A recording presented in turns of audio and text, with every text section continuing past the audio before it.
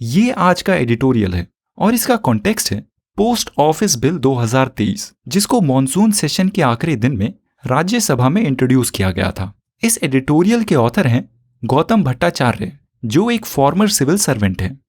ये नया bill post office bill 2023 अभी एग्जिस्ट कर रहे इंडियन पोस्ट ऑफिस एक्ट 1898 को रिप्लेस करता है। इस एडिटोरियल में हम बात करेंगे कि इस नए बिल में क्या मेजर चेंजेस को इंट्रोड्यूस किया गया है और कैसे ये बिल पोस्टल सिस्टम को फ्यूचर के लिए रेडी बनाता है।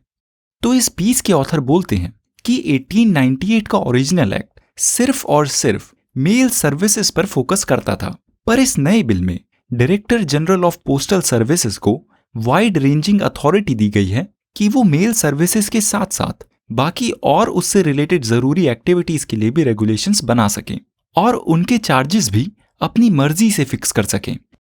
ये सिग्निफिकेंट है क्योंकि अब इंडिया पोस्ट को अपने सर्विसेज के चार्जेस चेंज करने के लिए पार्लियामेंट की अप्रूवल नहीं लेनी पड़ेगी।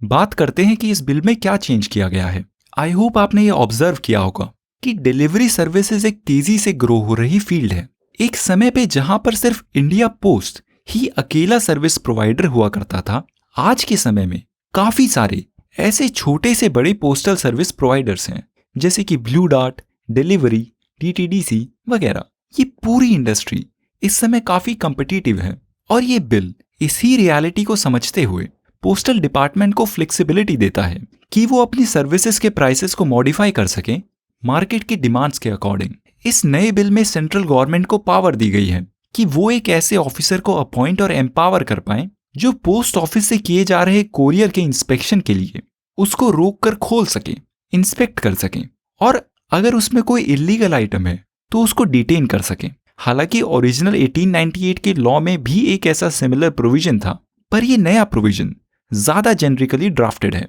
और ये पोस्ट ऑफिस के मिसयूज से किए जाने वाली ड्रग्स और बाकी और ऐसे इलीगल गुड्स की स्मगलिंग को कंट्रोल करने में मदद करेगा।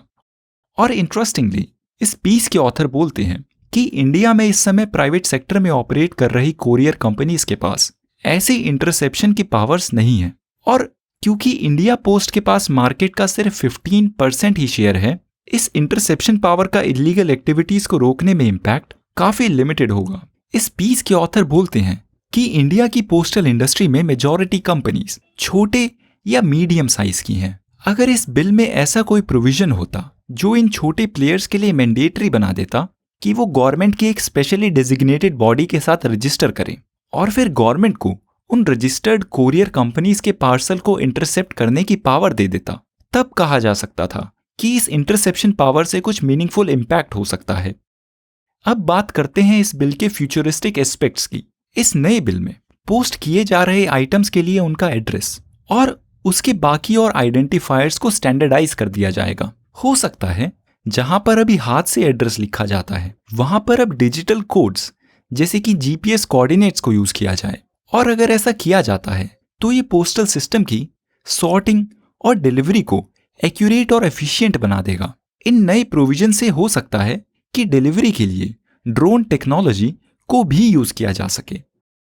इस बिल का सबसे इंपॉर्टेंट एस्पेक्ट जो इस पीस के ऑथर बोलते हैं वो ये है कि ये 1898 वाले एक्ट के एक मेजर प्रोविजन को पूरी तरह से हटा देता है। उस प्रोविजन की बात करें तो ये प्रोविजन सेंट्रल गवर्नमेंट को लेटर्स की डिलीवरी करने की एक्सक्लूसिव पावर देता था, मतलब सिर्फ इंडिया पोस्ट ही लेटर्स को डिलीवर कर सकती है। 19th सेंचुरी में तो ये प्रोविजन मीनिंगफुल था, पर 1980s में, मतलब जब प्राइवेटाइजेशन हुआ और जब इस सेक्टर में प्राइवेट प्लेयर्स की एंट्री हुई, तब से ये प्रोविजन इररेलेवेंट है और इंटरनेट और मोबाइल फोन्स के पेनिट्रेशन के बाद तो लेटर्स का यूज वैसे भी अब सिग्निफिकेंटली कम हो गया है। इस पीस के ऑथर बोलते हैं कि गवर्नमेंट का इस एक्सक्लूसिव प्रिविलेज पावर को ड्रॉप करना एक सही स्टेप है